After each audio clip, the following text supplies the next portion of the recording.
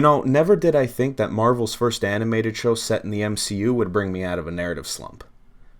But I guess stranger things have happened, right? See what I did there? Stranger things. Strange. Like Doctor Strange. I'm doing puns now. I'm back and I've brought puns to my video essays. So let's jump into this one. Shall we? I'm back! How's it going, superb YouTube community? Nick Pulmonacos here, back finally with yet another video essay, and today we're returning to the world of animation to discuss episode 4 of Marvel's What If. Now, at least for me, this show has been somewhat of a mixed bag so far. I thought episode 1 was fine, episode 2 was terrific, and episode 3, it was solid. But I've had this feeling that the show was almost holding back in a way, like it was playing it safe when it came to the vast multiverse it's playing in. When the show was initially announced, it felt like the possibilities were endless with what the creators could do because they weren't bound to any single timeline. They could literally do anything, and finally, in episode 4, which centers on Doctor Strange, the show fully utilizes this notion and creates not only one of the best episodes of the series so far, but quite literally one of the best stories ever seen in the MCU. Evening, handsome. This? No, I just pulled it out of the dryer. Whereas you, stunning. Episode 4, titled What If Doctor Strange Lost His Heart Instead of His Hands, chronicles a universe where Dr. Stephen Strange loses the love of his life, Christine Palmer, in a horrific car crash instead of the use of his hands. Now, while Strange still finds himself studying the mystic arts to heal his pain, this timeline finds Marvel's resident wizard on a dangerous path to save the woman he loves. Now, from the outset, I can honestly say that I expected a more by-the-book story when it came to Strange losing Christine. I figured it would be something like Strange does some questionable things in his attempts to save Christine, but realizing his path may lead to an even worse outcome, he stops and comes to terms with his grief. We've seen superheroes deal with loss and watch them grow from it, but here, we get something different. Strange is much more desperate than in his initial MCU appearances. In the films, while Strange does break rules from time to time, it's all for the greater good. He's arrogant and brash, but he's still a good person. Here, Strange feels like he has nothing to lose, nor nothing to live for without Christine, so he continuously goes back in time to try and prevent her death. However, as the Ancient One tells him later on in the episode, no matter how many times he tries to turn back the clock, Christine's death will always occur, as it is called an absolute point in the timeline that cannot be undone. Of course, Strange refuses to accept this, and he goes full-blown Anakin Skywalker, turning to the dark side and absorbs the powers of mystical monsters to become powerful enough to undo that absolute point. Well, I'm going to start the kettle. I suggest you join me before you do something reckless.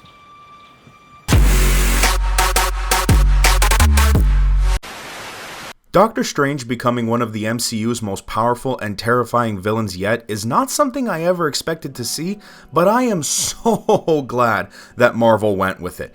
This is the kind of stuff I'd been waiting to see in What If, and head writer A.C. Bradley never wastes a moment in showing us how far Strange has fallen. Led by a terrific voice performance by Benedict Cumberbatch, this version of Strange is borderline monstrous in his mission to save Christine. That being said though, at least for a time, you do understand why Strange would risk everything for Christine.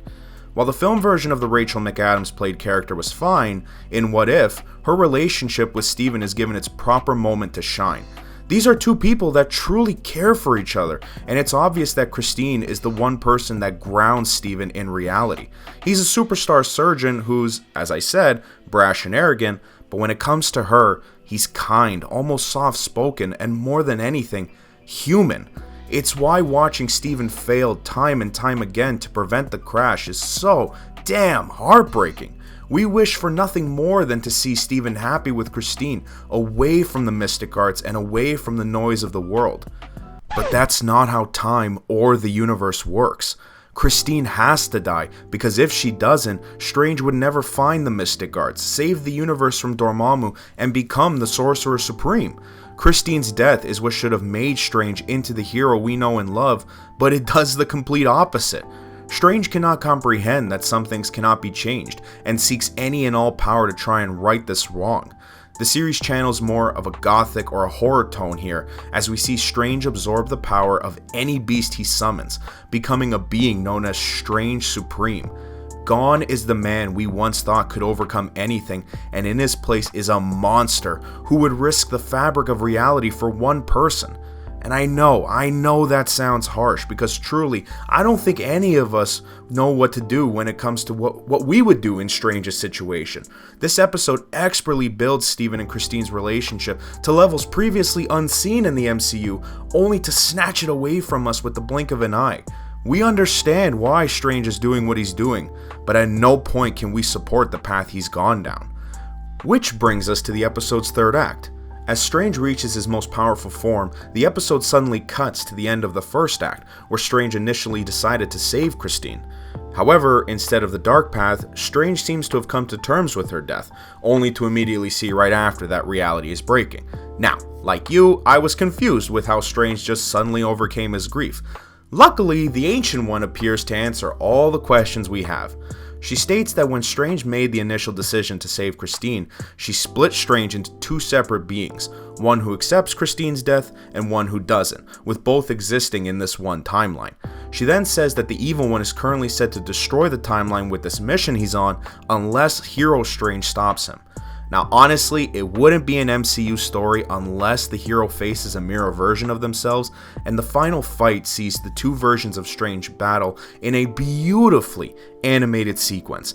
Expert camera work, stunning colors, and choreography that rivals the live action films. Seriously, everything about this final battle is completely stellar for me. Once again, I should also add that even here, I expected Marvel to go the safe route. You know, something like Strange convinces his evil counterpart that this is not the way, and that Christine wouldn't have wanted this. And dude, was I proven wrong?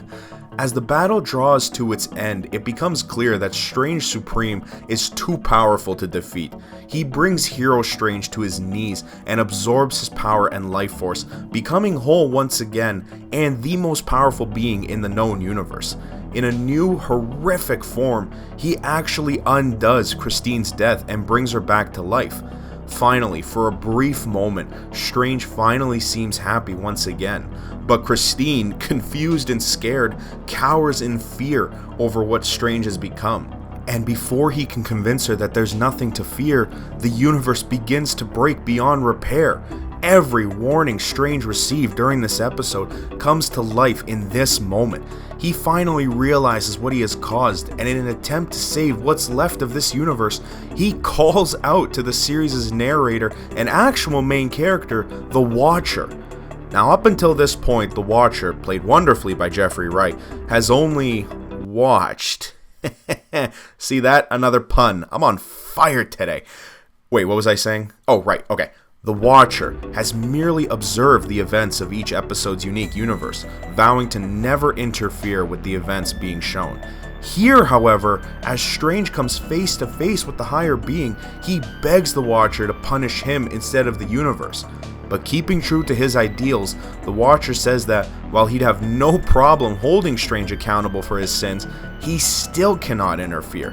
And while small, I love this bit of character development that the Watcher gets. He isn't emotionless like he was perceived to be in previous episodes.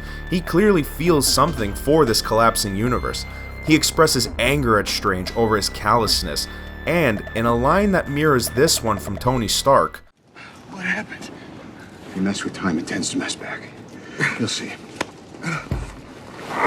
the Watcher tells Steven that he should have known the danger in undoing an absolute point in time. And with that, Strange cries out in agony over the destruction he's caused, and this universe is destroyed. Watching Strange hopelessly try to save this universe he's destroyed while simultaneously witnessing Christine die for a second time is so bleak and heartbreaking that it's honestly surprising that it came from an MCU project. And I don't mean that as a slight to the series, because I do love the MCU, but the stakes in MCU stories have never felt as real as they do here. And that is the beauty of What If. This series has the freedom to tell whatever kind of Marvel story it wants, free from the constraints of the main timeline. Heroes can become villains, and those villains can break an entire universe all because they lost someone important to them. I was convinced that some last-minute save was on the way to bail Strange out of this mess, but nothing arrives. The final shot of this episode sees Strange in what looks like a protective orb, probably the last known part of this universe. He cries alone, being forced to live amongst the immense destruction he has caused. It's bold, stomach-turning, and probably the darkest thing to come out of the MCU since the snap, and I loved every single minute of it. Marvel's What If got off to a rocky start, but this episode proves just how incredible the storytelling can be.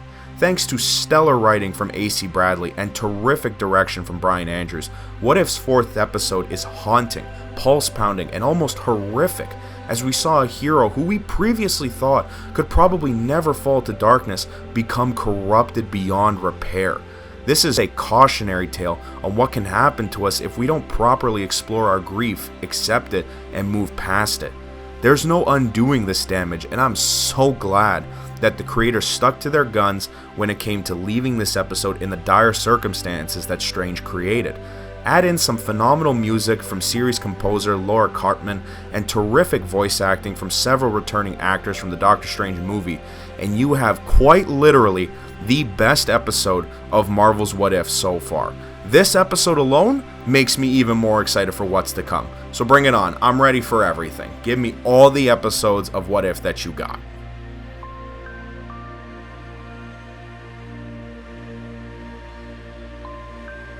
What's going on, beautiful YouTube community? Thanks so much for checking out my video essay on the Doctor Strange episode of What If. I know it's been a while since my last video. Hopefully there won't be a long break between this one and the next. As always, don't forget to like, comment, and subscribe. You can always find me on Twitter at Nick Manakos, and I've been Nick Pulmanakos, and I will see you guys in the next video. Later, guys.